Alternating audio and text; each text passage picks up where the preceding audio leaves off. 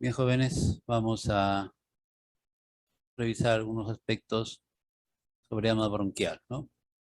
Otro tema que es bien conocido en general, entonces enfatizar quizás algunas, algunos aspectos puntuales sobre la terapéutica de esta enfermedad.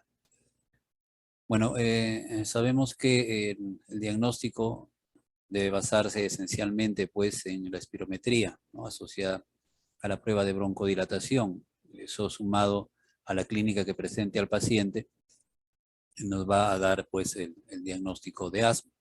Sin embargo, es posible que la prueba broncodilatadora sea negativa y haya que optar por el uso de metacolina o la actividad física para establecer el diagnóstico. O también es posible que no haya disponibilidad de la espirometría y una prueba terapéutica, ¿no? Que incorpora el glucocorticoide inhalado y el beta-2-adrenérgico de acción corta con un tiempo de evaluación en términos de respuesta, cosa que muchas veces se lleva a cabo, ¿no? Se hace una especie de prueba terapéutica. Ante la evidencia de buena respuesta, configure el diagnóstico de asma, ¿no? Si no es así, bueno, requerirán eh, evaluaciones complementarias. Los objetivos del tratamiento, ¿no? Bueno, como saben ustedes, lo ideal sería mantener pues, al paciente libre de sintomatología, ¿no? Entonces, no deben haber síntomas a ninguna hora, ni tampoco tras el ejercicio físico. Hay que adelantarse un poco a la aparición de estas molestias. Eh, para ello, muchas veces el fármaco de elección sigue siendo el agonista beta-2 adrenérgico de acción corta, ¿no? El cual, para considerar que está cumpliendo el objetivo, pues no debe usarse más de 2 veces al mes, ¿no? La función pulmonar casi normal, que no haya restricciones para la actividad física de la vida cotidiana y de alguna manera también que se cumplan las expectativas, ¿no? Sobre todo de la persona que está siendo tratada y además de su familia, ¿no? Ahora es importante que no aparezcan exacerbaciones, obviamente, porque eso incrementa el riesgo de mortalidad, además del paciente, aparte que deteriora su calidad de vida, pues aumenta en la medida que tienen severidad las exacerbaciones, que pueda hacer una falla respiratoria, ¿no? Y fallecer. No es tan excepcional como pensamos a veces, ¿no? Y tratar de que la función pulmonar se mantenga y obviamente lo que tiene que ver con los efectos adversos del tratamiento, ¿no? Es conveniente también, como mencionaba la referencia, evitar la inercia del manejo, ¿no? Es decir, dejar un tratamiento sin modificación, sin evaluación por tiempo indefinido, no es razonable. La forma de valorar la severidad de la crisis. Sabemos que el asma es una enfermedad crónica, ¿no? Que tiene exacerbaciones y tiene periodos de remisión. Sin embargo, entre las exacerbaciones muchas veces hay manifestaciones clínicas y esas manifestaciones clínicas se relacionan con el control del asma. Entonces, básicamente, por eso pedíamos la exposición hoy día, que fuera del manejo de las exacerbaciones, de la agudización, también se llama crisis asmática a veces, ¿no? Y manejo de lo que es el periodo intercrítico, es decir, control del asma. En qué medida se puede mantener al paciente con ese objetivo de que esté asintomático y con buena calidad de vida. Bueno, el score pulmonar es conocido, no vamos a leer uno por uno y tienen ustedes los criterios relacionados con la frecuencia que siempre se valoran respecto de la edad. Es un aspecto importante, obviamente, ¿no? Los más pequeños tienen una frecuencia más alta que los niños más grandes y definitivamente pues hay que establecer por lo menos dos grupos, ¿no? Un punto de corte y dos grupos. En cuanto a la presencia de sibilancias, desde la ausencia hasta la presencia en ambos periodos de la respiración, de la ventilación, y audible sin estetoscopio muchas veces, ¿no? Y en el caso de el uso del esternocleido mastoideo, que lo vemos a veces como un poco, digamos, subjetivo respecto del aumentado versus de la actividad máxima, pero bueno, está considerado en la escala. Entonces, hay que valorarlo también para establecer clínicamente el score pulmonar. En relación a este score pulmonar, podemos complementarlo con lo que es la saturación, ¿no? Que es un parámetro definitivamente más objetivo, que antes de la pandemia, pues, a veces no teníamos tan accesibles los pulsioxímetros, pero ahora, pues, casi todas las personas, con mayor razón los estudiantes de medicina, tienen acceso a los pulsioxímetros y entonces es más fácil de establecer, en base a esta saturación, la severidad de la exacerbación.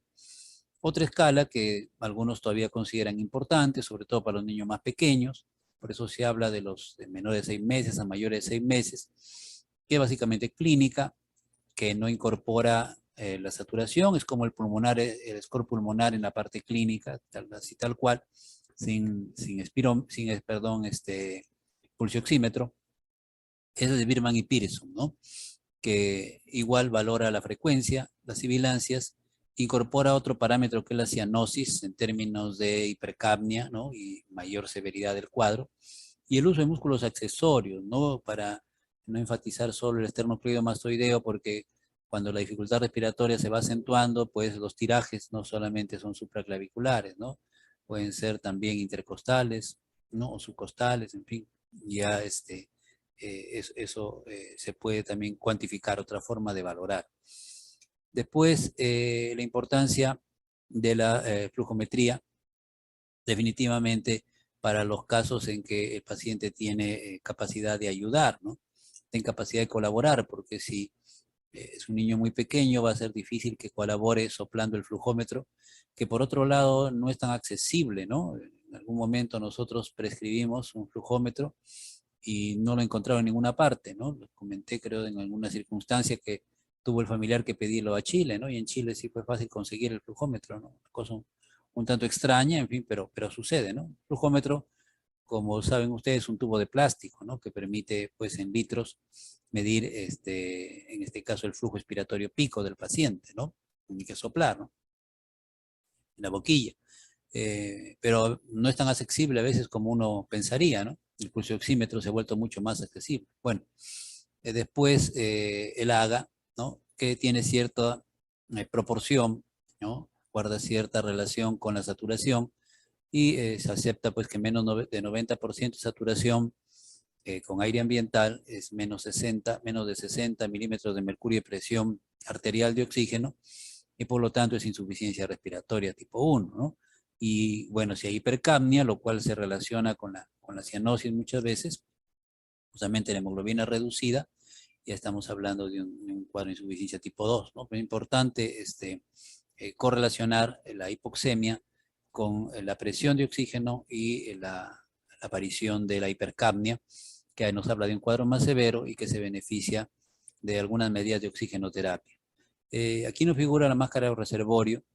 Ciertamente ustedes recurren a las clasificaciones, encuentran que la máscara de reservorio se considera de que si no tiene una válvula, un dispositivo que tiene válvula, puede generar reinhalación de CO2. Y entonces no tiene las mismas ventajas que un sistema Venturi, por ejemplo, ¿no?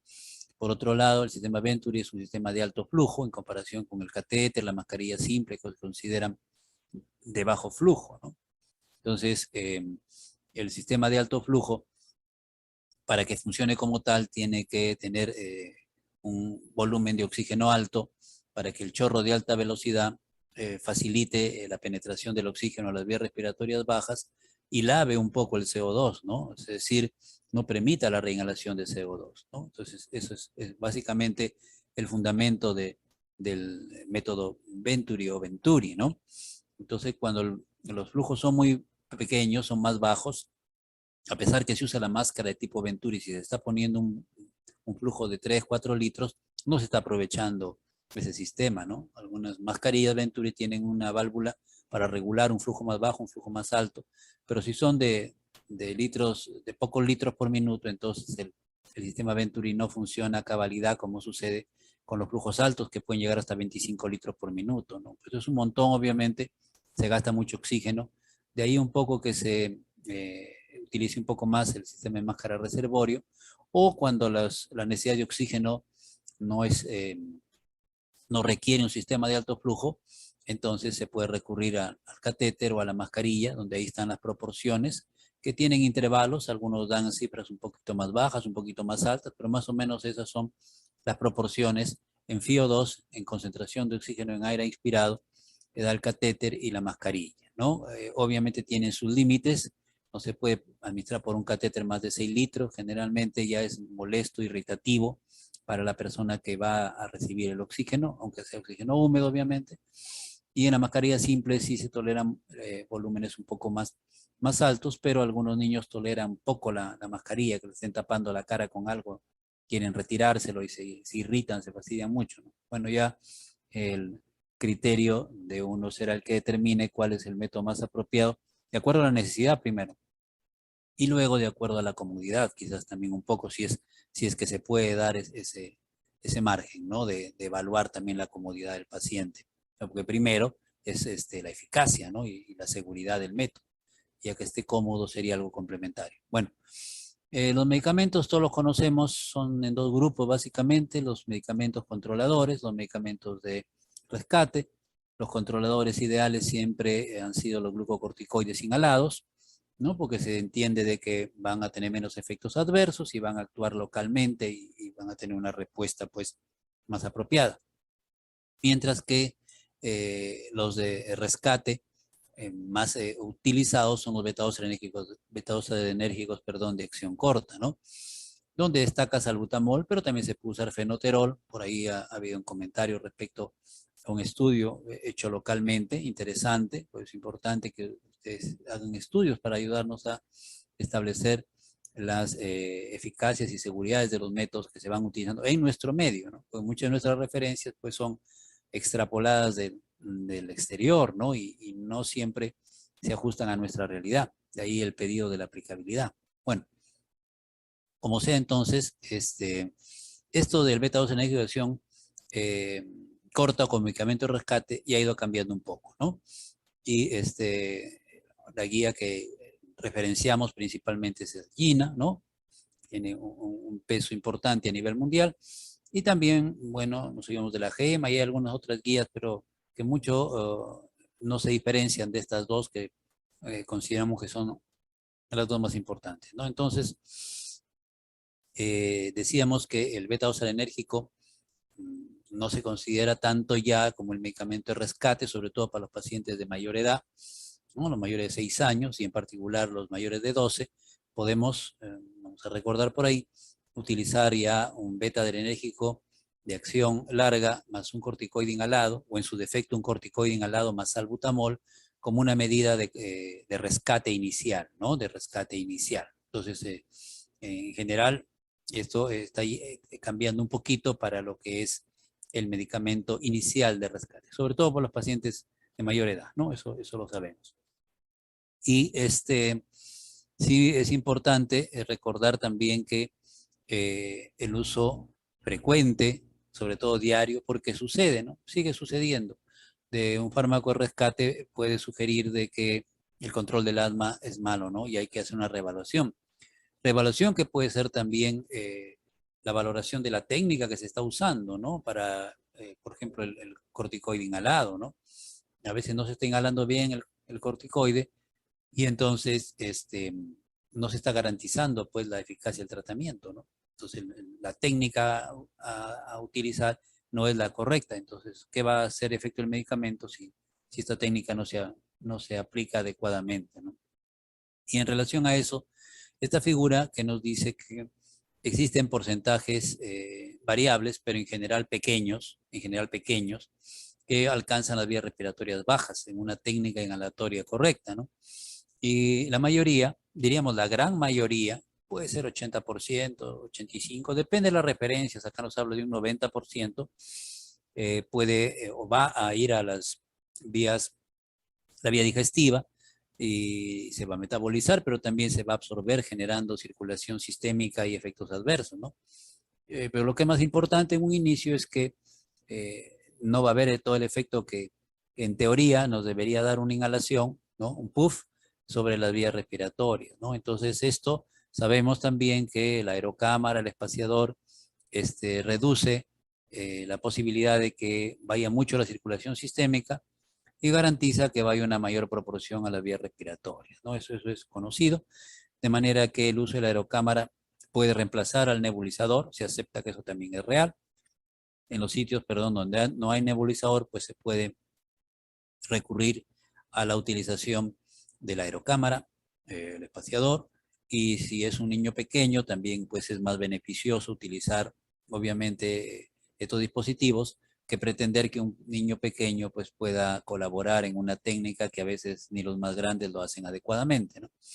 Le intimida un poco tener que inspirar y al mismo tiempo introducir un aerosol en las vías respiratorias, ¿no? Para las personas jóvenes y también para algunas grandes es incómodo y no hay a veces una colaboración que uno quisiera que hubiera, ¿no? Bueno, entonces acá hay algunas medidas que pueden mejorar justamente, ¿no?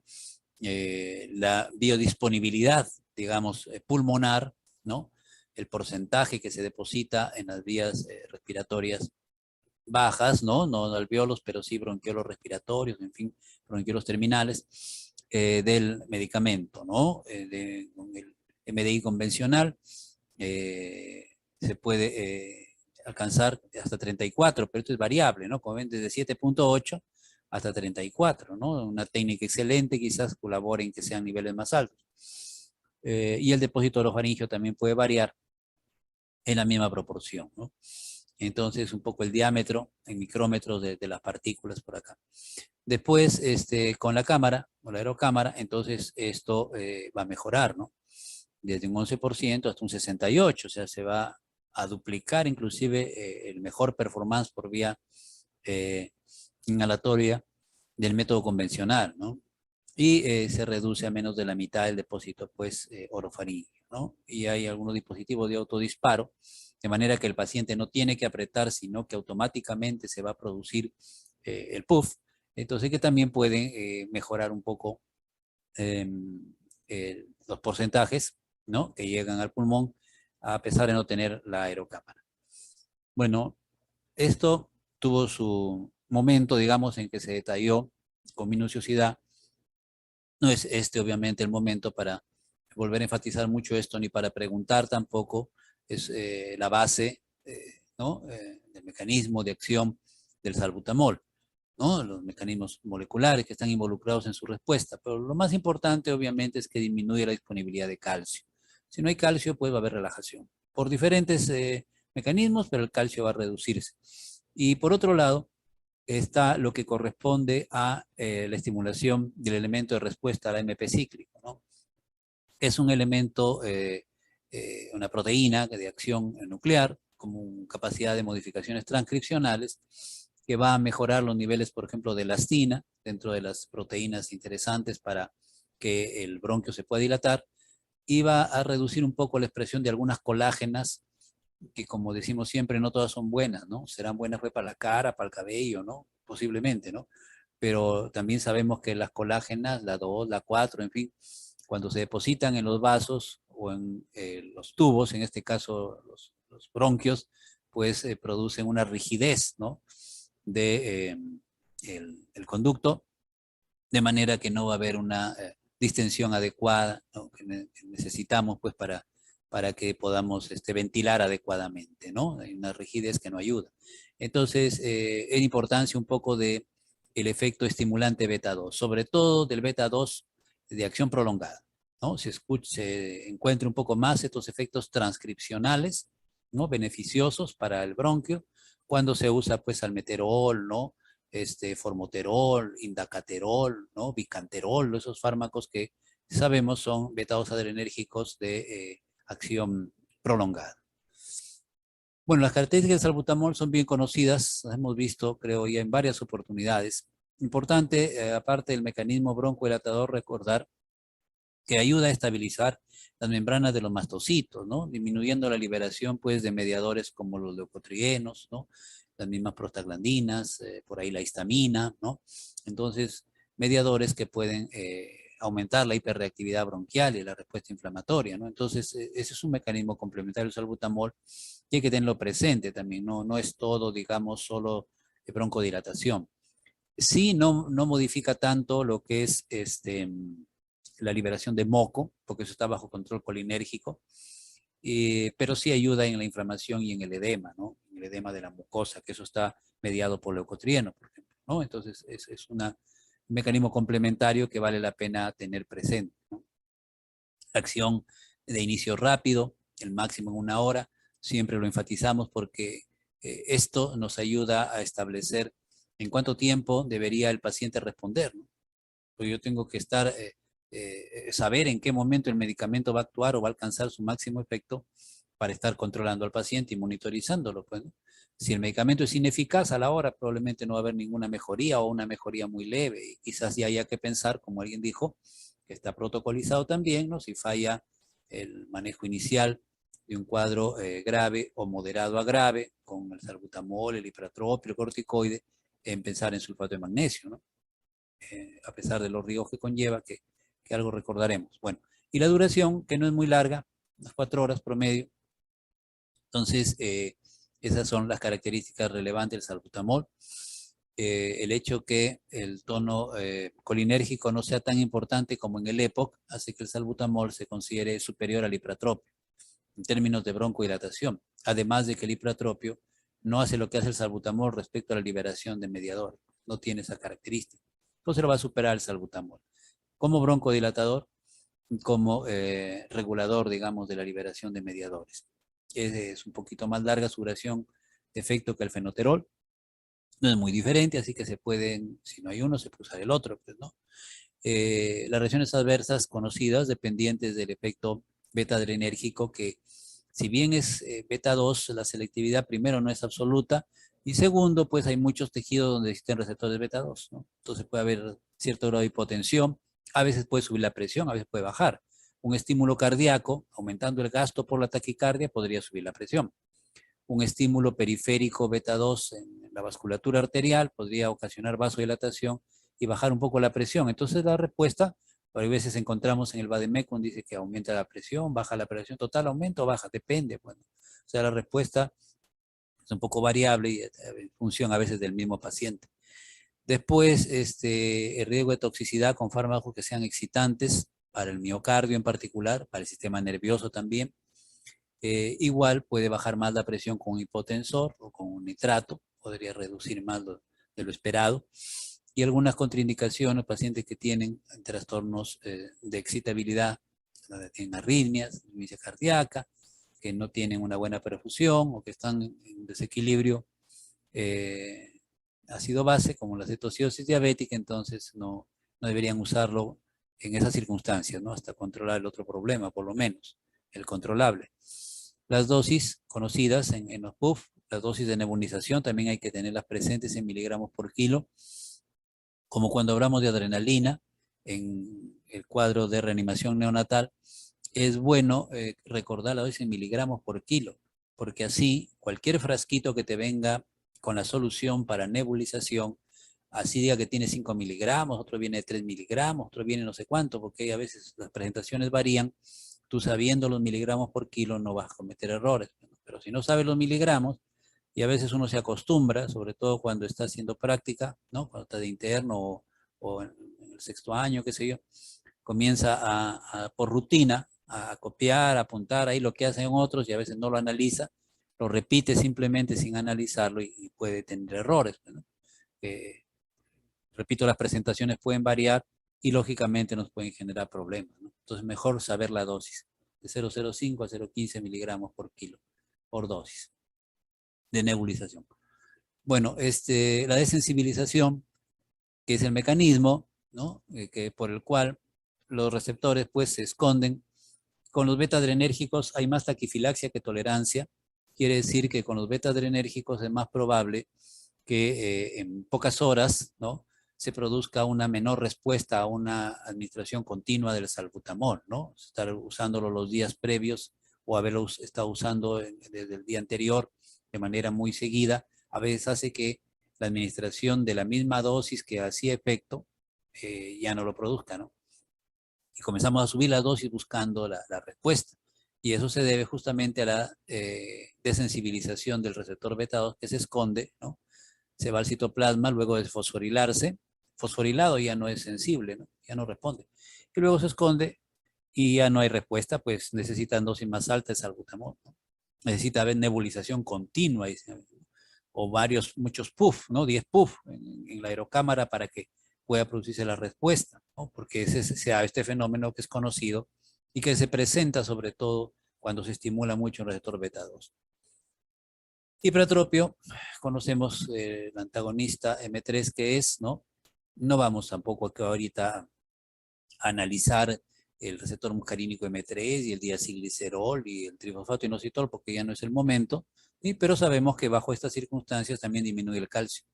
Ahora, esa disminución de calcio se da en el músculo y en la glándula. Entonces, al darse en la glándula, nos está justificando que haya menos secreción de moco. Y eso también ayuda, porque la obstrucción bronquial no solamente es broncoespasmo, ¿no? También son tapones de moco que inclusive se encuentran en las necropsias, ¿no? Que se hacen de los pacientes que mueren en un estatus asmático, por ejemplo, ¿no? En una falla respiratoria con los bronquios que ya no iban a responder porque estaban taponados, ¿no? Por estas secreciones de moco, ¿no? Y eso es imposible casi sacarlo, ¿no? Así como está tal cual, el paciente pues hace una falla respiratoria y fallece, ¿no? Y ahí figura, fotos de estas imágenes. Bueno, entonces el hipertropio, con este efecto antisecretor, se le da más valor en realidad en los cuadros severos, ¿no? Algunas guías, y no vamos a entrar en una discusión ahí de con qué nos quedamos, sugieren que se use también en la crisis moderada, ¿no? En todo caso, y esa parte queda un poco a juicio del tratante, pues, ¿no? Del que va a hacer la administración. Si considera de que el paciente no está respondiendo bien al beta 2 adrenérgico solo, que tiene un cuadro que más va para severo que para moderado, podría incorporar a su tratamiento el anticolinérgico, si además no tiene contraindicaciones para ello, ¿no? Y si no es así, si está respondiendo bien, haciendo un cuadro moderado al tratamiento con el adrenérgico de acción corta, ¿no? Nebulizado, qué sé yo, para que incorporar el anticolinérgico, ya no se justificaría, ¿no? Entonces ya eso es una cuestión también de decisión, ¿no? Las evidencias, como saben ustedes, también no nos dan respuestas absolutas.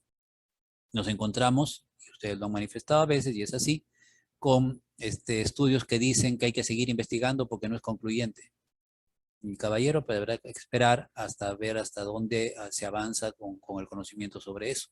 Entonces, al final, la decisión la tienes que tomar tú, pues, ¿no? Porque el estudio, no va a haber un estudio que te dé una respuesta concluyente, o todavía no lo hay, por lo menos. Bueno, entonces, un inicio de acción un poco más lento. El efecto máximo más o menos coincide con el del salbutamol y la duración si es algo más prolongada, ¿no? Las reacciones adversas propias de la acción anticolinérgica, incluido algo de alteración en los sabores, algo de sequedad bucal.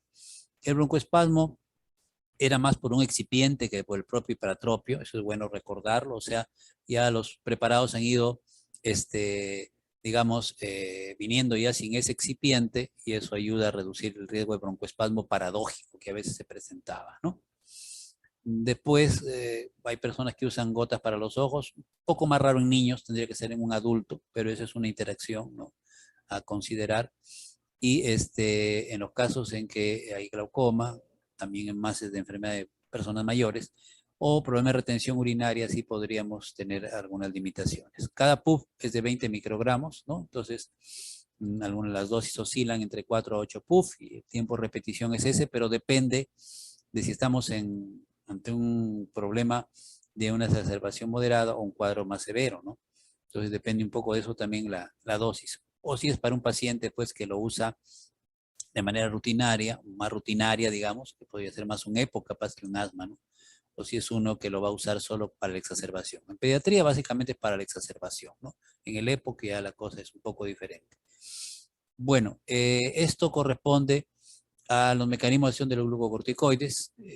Solo para recordar que la vía de la fosfolipasa 2 obviamente reduce tanto leucotrienos como prostaglandinas, es una de las respuestas importantes, y que hay muchas respuestas transcripcionales que reducen citoquinas proinflamatorias, pero además moléculas de adhesión, colagenasas, proteinasas, receptores para quimoquinas, las mismas quimoquinas, o las proteínas quimiotácticas y las quimoquinas también pueden ser reducidas, Entonces es un efecto muy amplio e importante el que tiene el glucocorticoides como antiinflamatorio, ¿no? Como antiinflamatorio potente en estos problemas, ¿no?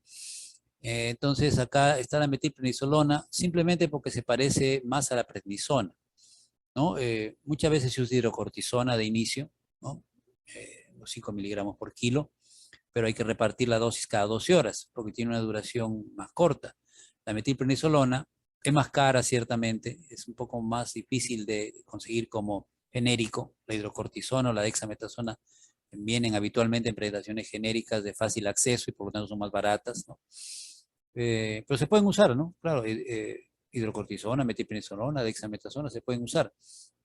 Las diferencias están en el inicio de acción, que es más rápido para hidrocortisona, seguido por la metilprednisolona y luego la dexa, y en la potencia, que todos conocemos que es mayor para la dexametasona, un poco menos para metilprednisolona, unas 5 veces menos, y de 1 para la hidrocortisona, ¿no? Pero la potencia se iguala con la dosis, ¿no? Aumentamos la dosis de hidrocortisona, igualamos la potencia de la metilprednisolona. Entonces, por ahí no hay tanto problema. En el inicio de acción podría tener cierta ventaja la hidrocortisona. Bueno, los mecanismos de acción conocidos, la vida media biológica, que es un concepto que tiene que ver con el tiempo en que el efecto en el tejido se reduce a la mitad. No es la concentración plasmática, sino el efecto, en este caso en el bronquio, digamos, ¿no? 36 horas. Eso quiere decir que por lo menos la acción de la metilprednisolona dura 24 horas, ¿no? Dura 24 horas. Entonces, eso es un aspecto importante. La concentración máxima se va a alcanzar en 1 hora, ¿no? Administración intramuscular, porque endovenoso sería inmediato, ¿no? Ahora, el inicio de la acción de medicamento tiene 2 picos, ¿no? 2 momentos, ¿no? Que dependen de lo que recordamos nosotros de la farmacología básica. Primero, los corticoides tienen mecanismos no transcripcionales, que son más rápidos, ¿no? Se dan dentro de la primera hora probablemente de administración, ¿no? Los primeros minutos y hasta la primera hora. Y tienen mecanismos transcripcionales que son más eficaces pero más lentos. Y esos transcripcionales son más lentos, pues van a tomar varias horas, ¿no? Entonces, pues 6, 8, 10, 12 horas, depende. Entonces, por ejemplo, el bloqueo de la actividad de la fosfolipasa A2 puede ser potenciada por el glucocorticoide en poco tiempo, ¿no? Es un mecanismo más citosólico, con un componente citosólico. Pero el bloqueo transcripcional, ¿no? O el aumento, por ejemplo, el mecanismo de aumento de receptores beta, que también lo hacen los corticoides, importante en el asma, va a tomar varias horas, no se va a producir de inmediato, ¿no? Bueno, comparativamente hablando, como controladores son mejores pues que los beta-adrenérgicos de acción prolongada y los antagonistas receptores de leucotrieno, ¿no? Que son medicamentos que también tienen un papel controlador, pero no alcanza la eficacia que tiene la metilprednisolona. Después, reacciones adversas, interacciones, contraindicaciones son conocidas, ya las hemos visto, creo, además otras veces. Por ejemplo, en el síndrome nefrótico son las mismas que tienen los corticoides y más, ¿no? Acá se han seleccionado algunas. No olvidemos la hipopotasemia. ¿Por qué? Porque el asmático va a recibir salbutamol, que también produce hipopotasemia. Aparte que el corticoide aumenta los receptores para que el salbutamol actúe mejor y con mayor intensidad. De modo que hay que tener por lo menos referencia de los niveles de potasio, aunque sea una, sería bueno, si el tratamiento se está prolongando, ¿no? Si es un tratamiento de corta duración, con dosis terapéuticas que luego se van a, digamos, manejar en menos de 5 días podría ser, ¿no? Un cambio del tratamiento agudo. Pero si el paciente está con el cuadro agudo que no responde por varias horas y está que se nebuliza casi de manera constante y se le pone corticoide a dosis plenas, habría que pensar en niveles de potasio, ¿no? Entonces, es obvio que la característica que tenga el paciente va a servir para, por el tiempo de tratamiento con el corticoide y el beta-adrenérgico, valorar la posibilidad de que esté haciendo algún grado de hipopotasemia, ¿no? Y sabemos que eso tiene sus implicancias para el funcionamiento cardíaco, ¿no? Bueno, entonces, eso más o menos de lo conocido de los corticoides. Después, los corticoides inhalados son muy valiosos en el momento actual, están en todos los esquemas de tratamiento, ¿no? Y hay que reconocer, sí, los subtipos, ¿no? Hay beclometasona, budesonida, fluticasona, ¿no? Entre los 3 más importantes disponibles, ¿no? Y las dosis obviamente tienen los 3 niveles de bajo, medio, alto y están en correlación con la edad del paciente, ¿no? Cuanto más pequeño, obviamente las dosis van a ser menores y los intervalos también van a ser menores, ¿no? Y siempre hemos comentado que una dosis que puede ser baja para un paciente de 10 años, digamos, ¿no?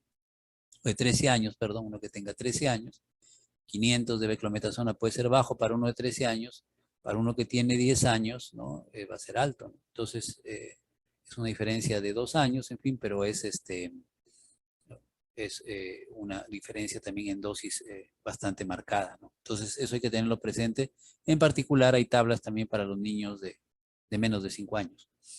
El Montelukast, que es un fármaco que reduce la hiperreactividad bronquial, porque esta depende de los leucotrienos, disminuyen pues lo que es los problemas tanto de manera precoz como aquellos que se presentan por la hiperreactividad de forma tardía. No tiene la eficacia del salbutamol en términos de broncodilatación, pero se suma a las acciones que este produce y la respuesta pues es variable, ¿no? Algunos responden mejor que otros. Ahora, este medicamento se puso entonces un poco más como profiláctico, en todo caso, sinergizando un poco la acción del salbutamol. Algunas precauciones sobre cefalea y otras sobre daño hepático. La teofilina, un fármaco muy antiguo, de esa época aparece esta diapositiva, ¿no? Un poco antigua también, pero que se conoce que por la reducción de la inhibición de la actividad de la fosfodiesterasa, pues aumenta el AMP cíclico y todas las respuestas que de esto devengan, ¿no? Es decir, la broncodilatación, la liberación de menos mediadores inflamatorios, ¿no? De menos citoquinas, inclusive en la menor expresión de neuropéptidos que estimulen terminaciones nerviosas, ¿no? Además de alguna modulación también inhibitoria de lo que es la actividad de los linfocitos T y B. Sin embargo, teofilina pues tiene un perfil de seguridad un poco bajo. Se ha encontrado que podría actuar también mediante lo que es los receptores de adenosina, no solo aumentando lo que es los niveles de AMP cíclico, sino por la vía de la adenosina. El problema es que es cardiotóxica, ¿no? Y es neurotóxica. De modo que eso es lo que preocupa y se considera pues un fármaco alternativo, ¿no? Para el control del asma. En algunas guías se ha considerado hasta hace 2, 3 años todavía como aminofilina para un paciente que esté en riesgo de hacer un paro respiratorio, ¿no?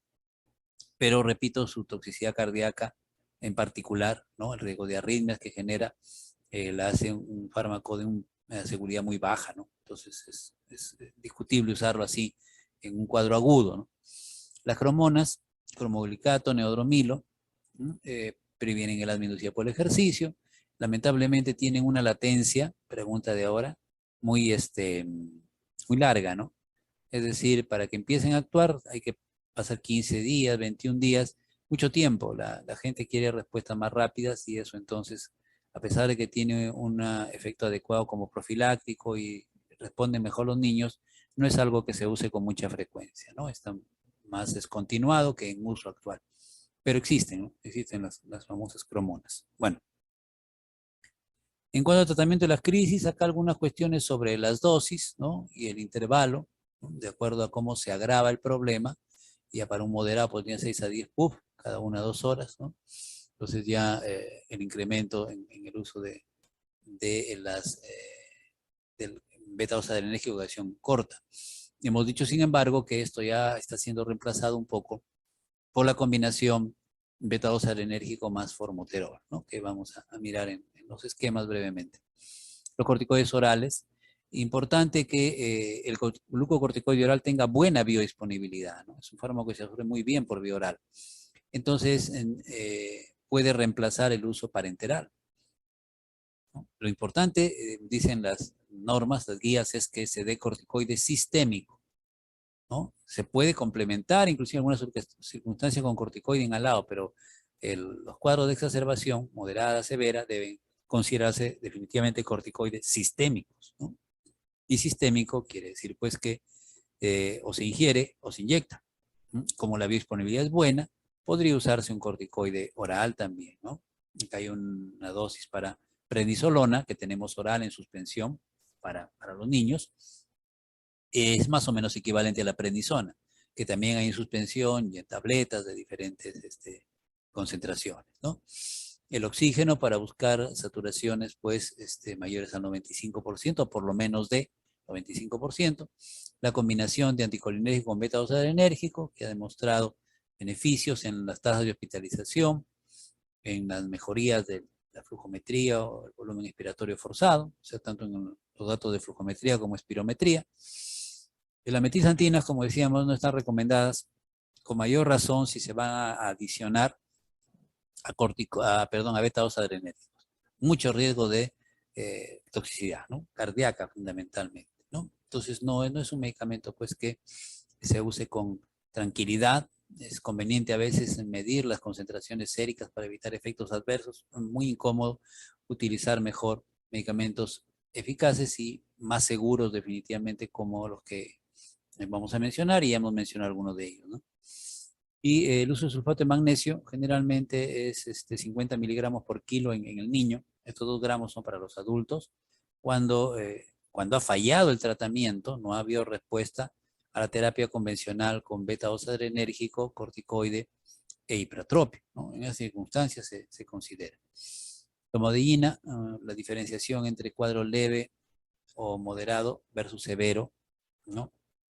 Y esto se ha explicado en términos de cómo habla la persona, su frecuencia respiratoria, su saturación, una suma de criterios para hacer esta diferenciación.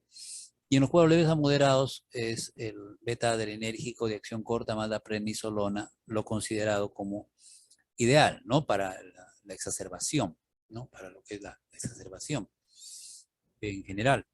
Y para los cuadros severos, entonces ya entra el bromuro de hipratropio. Es más o menos lo que se plantea al momento actual. Importante evaluar antes de dar el alta al paciente, pues que haya mejorado los síntomas, que no necesite el beta-adrenérgico de acción corta, ¿no? Que haya mejorado la flujometría, ¿no? Que esté en buenos niveles respecto del mejor resultado personal, que la saturación sea la adecuada.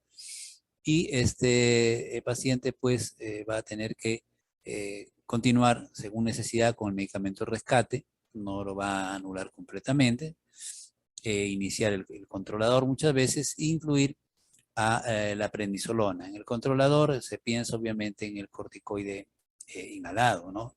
Hay que chequear la técnica inhalatoria que sea correcta y verificar que cumpla el paciente, ¿no? Entonces son algunas de las medidas, incluyendo la prednisona oral, prednisolona, para uso durante unos 5 días en promedio, ¿no? Y luego ya viene el cuadro de reevaluación para ver cómo se monitoriza el medicamento de rescate, cómo se ajusta la dosis y el tratamiento, ¿no? Ya a largo plazo, generalmente con corticoide inhalado a la dosis adecuada. Este es el manejo de la crisis asmática del adulto. Esto me parece que es del GEMA, ¿no es cierto? Entonces, para ver simplemente que en la crisis moderada a grave, aparte de el salbutamol y el hipratropio, se considera el glucocorticoide sistémico, como ven, y habla de prednisona, y prednisona es oral. Hidrocortisona es una alternativa, uno u otro, ¿no? Y la conveniencia de manejar también glucocorticoides inhalados, un poco para complementar el efecto del sistémico, ¿no? Y para los cuadros, pues, en donde no hay la respuesta, los cuadros más graves, el magnesio endovenoso o el salbutamol endovenoso, ¿no? Y ventilación mecánica no invasiva, dentro de las medidas, ¿no? Dentro de las medidas. Bueno. Y esto para las crisis ya en pacientes pediátricos, ¿no? Para diferenciar lo que es el uso de salbutamol en las crisis leves, donde en las crisis moderadas ya se considera el corticoide definitivamente, y en la crisis grave, donde ya se plantea el adicional de hipratropio. Más o menos esa sería el manejo, ¿no? De acuerdo a la severidad de la crisis para el GEMA. En los menores de 5 años, parecido a lo que hemos mencionado, manejo con salbutamol, ¿no? El oxígeno, que es muy importante, ¿no? A los cuadros moderados, y considerar, pues, la prednisolona o la prednisona, el glucocorticoide. Y en los cuadros severos, pues, recién la incorporación del bromuro hipratropio. Ahí están 8 PUF, por ejemplo, y estamos hablando de menores de 5 años, ¿no? Que que se aplican con la aerocámara, ¿no? La idea es aplicar el salbutamol o el ipratropio si es que se va a hacer utilizando la aerocámara, ¿no? Con repeticiones cada 20 minutos en el intervalo de 1 hora. Bueno, en cuanto a lo que es el control del asma, esto es la definición clásica en el idioma original, obviamente, que ya ha ido cambiando un poco, ¿no? La definición clásica que hablaba de problemas intermitentes, leves, persistentes, moderados, persistentes, severos, persistentes. Se puede usar, ¿no? Porque tampoco es que sea totalmente diferente de lo que es niveles de control, pero la idea es que se prefiera hablar del control. Hay cuestionarios como este, tomado también de Gina, donde están las preguntas que hay que hacer y de acuerdo a la frecuencia de las mismas, ¿no? Síntomas diurnos, nocturnos, cada cuánto tiempo se necesita el medicamento de rescate y la limitación para la actividad, para hablar de paciente controlado, parcialmente controlado o no controlado. Lo mismo, ¿no? Enfatizando o agregando además el número de exacerbaciones que ha presentado y un poco la flujometría para considerar lo que corresponde a niveles de control. Perdón, un segundo. Un minutito, vamos a un pequeño paréntesis.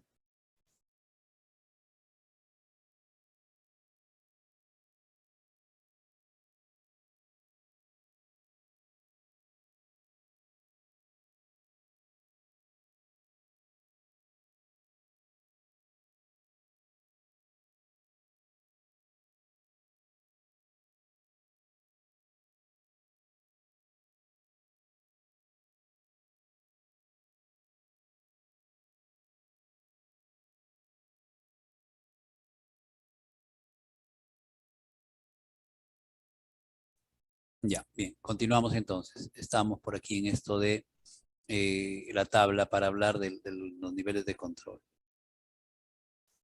Ya.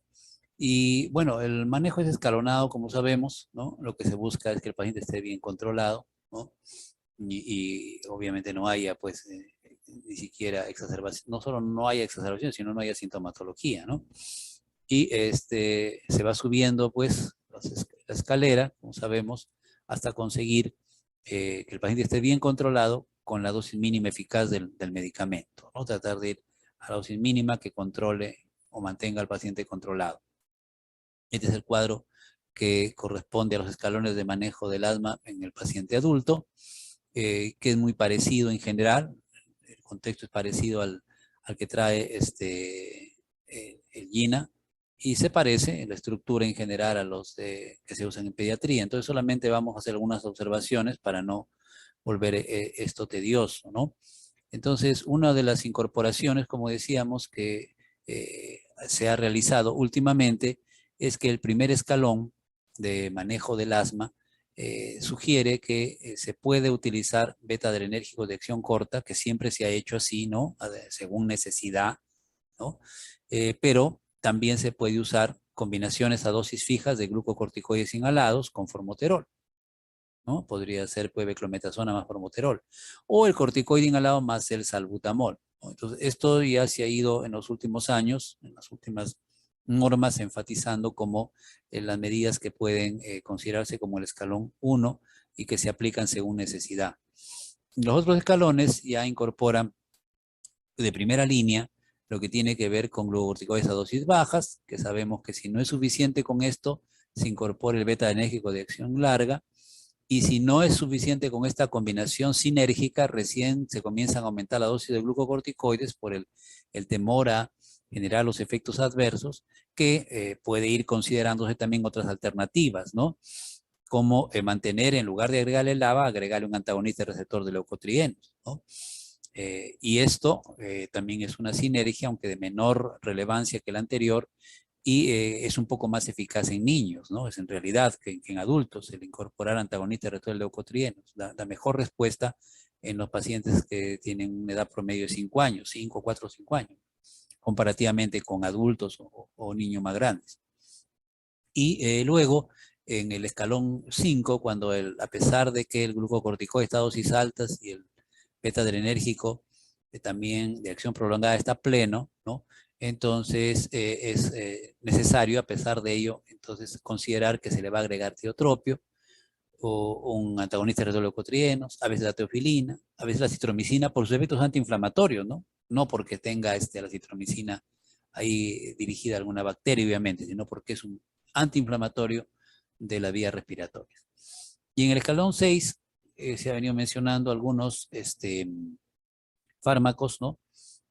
Que se consideran para el tratamiento, pues, de los fenotipos del asma, ¿no? Hay fenotipo productor de inmunoglobulina E, fenotipo con eosinofilia, ¿no? Y hay fármacos entonces que antagonizan el receptor de interleucina 5 o que actúan contra la inmunoglobulina E, dentro de los que nos han mencionado también en la exposición algunos de ellos y que sí han demostrado, pues, eficacia. La idea es que recurramos a ellos y eso tendrá que hacer un especialista, porque generalmente eso requiere una evaluación especializada también.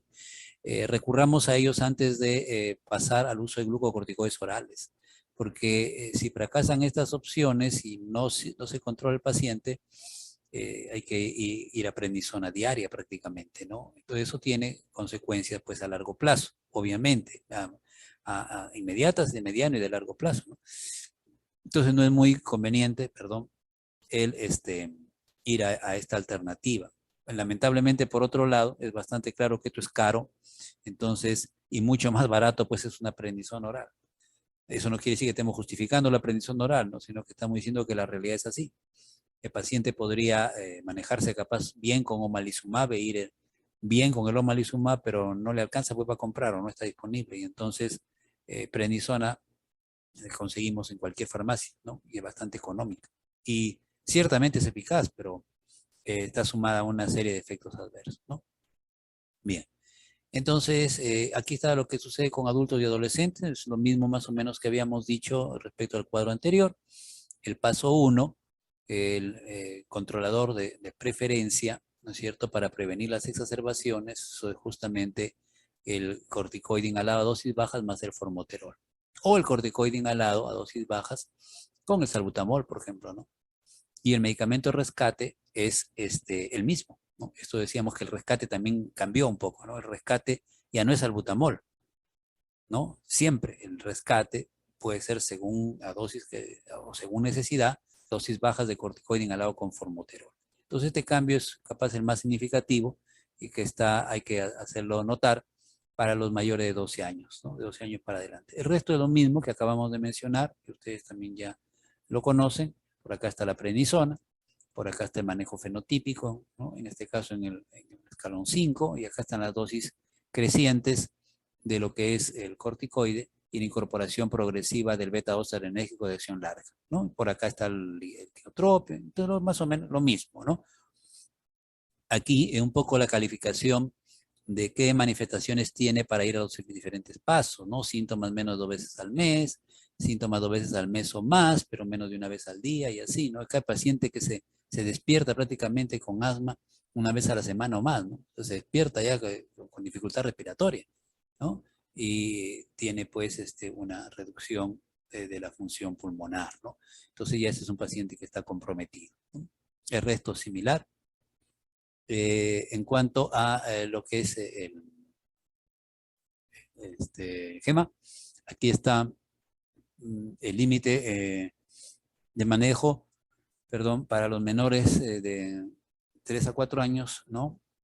Y para mayores de 3 a 4 años. Y la diferencia, obviamente, es el uso del beta-2 adrenérgico de acción prolongada. Es claramente esa la diferencia, ¿no? Entonces, a los más pequeños, la adición es de antagonista receptor leucotrieno. Un poco por eficacia, pero también por seguridad, ¿no? Mientras que para los que son más grandes, sí se puede optar entre lo que son beta-adrenérgicos de acción prolongada o antagonistas de receptor leucotrieno. Es la diferencia principal, ¿no? Lo que habría que hacer notar. Para los más pequeños, ya no es aquí, ¿no? Los menores de 5 años, no es aquí ya el uso del corticoide inhalado con beta-2 adrenérgico prolongada, ya no es así, ¿cierto? En este caso, estamos hablando de salbutamol según necesidad como medicamento de rescate. Ya no es la opción que sí había en los pacientes de mayor edad, ¿no? Y aquí, en los niños que van de 6 a 11 años, el medicamento de rescate todavía sigue siendo el salbutamol a partir de los 11, ¿no? En los más mayor edad, como decíamos, ahí es donde se puede considerar como rescate la combinación de el beta-2-alenérgico con el formoterol, perdón, el corticoide inhalado con el formoterol o el salbutamol con el corticoide inhalado, ¿no? Ahí es donde se ha validado más. Pero todavía para los que tienen 11 años o menos, el de rescate sigue siendo el salbutamol según necesidad. El paso 1 sí también ya va hacia las bajas dosis de corticoide inhalado, por ejemplo con salbutamol, que es opción para paso 1, ¿no? Entonces más o menos eso en cuanto corresponde a los pacientes de 6 a 11 años. Las mismas justificaciones, ¿no? Cuando se establecen los pasos de acuerdo a la severidad progresiva de las manifestaciones clínicas. El desescalonamiento en el asma, que implica buscar, pues, el paso máximo al cual se ha llegado, reducir al mínimo posible, ¿no? Aquí este paciente que estaba tomando corticoides orales, la idea es suprimirlos y quedar con corticoides inhalatorios, ¿no? Primero, claro, dejar pasar de la dosis diaria a la dosis dejando un día, pero luego suprimirlos y quedarles con corticoides inhalados. Bueno, será dosis altas, luego se irá bajando hasta el mínimo que mantenga el control. El papel del omalizumab, que como ustedes saben no es un medicamento reciente, ya tiene como 15 años me parece. Esta diapositiva la vimos creo con algunos de ustedes inclusive, ¿no? Y sigue vigente como un medicamento que lamentablemente sigue siendo caro también porque es terapia biológica para el control de ese tipo de problemas. Y los fenotipos del asma que deben identificarse, ¿no? La alérgica, la eosinofílica o la no T2, la no alérgica, digamos, donde predomina la inmunoglobulina E, donde predominan los eosinófilos y donde hay una respuesta más bien neutrofílica, ¿no?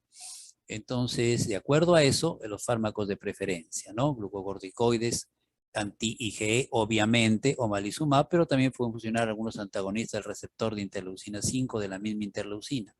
En la eosinofílica, donde funciona mejor lo relacionado con la interleucina 5 y los antagonistas de leucotrienos, y la neutrofílica, donde va mejor la acitromicina por su componente antiinflamatorio, ¿no? Antiinflamatorio. Entonces esa tipificación, que es dominio del especialista, se debe hacer ya ante la falta de respuesta a los escalones correspondientes, se van agotando los escalones y hay que hacer la clasificación para considerar la posibilidad de esta terapia biológica. Bien, eso es lo que queríamos conversar con ustedes, un tema conocido creo en general. No sé si tuvieran alguna pregunta o comentario.